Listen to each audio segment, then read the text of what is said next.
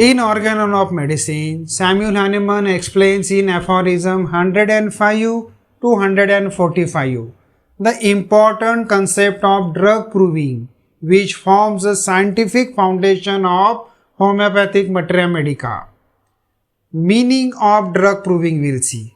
The drug proving is the process of testing medicines on healthy individuals to observe the symptoms they produce. These symptoms reveal the true action of the medicine on the human body.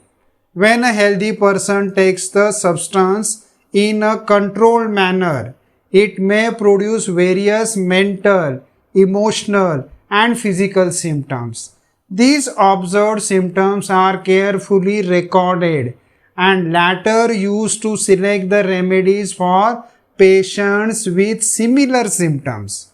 Now we see what is the purpose of drug proving. The main purpose of drug proving is to discover the curative power of the medicines. According to Hahnemann, the only reliable way to know the action of the medicine is by observing its effects on healthy human beings. Now we'll see the methods of the drug proving. Hahnemann describes a systematic method for conducting the drug proving. Medicine should be tested on healthy volunteers. Symptoms must be carefully observed and recorded. Both mental and physical changes should be noted.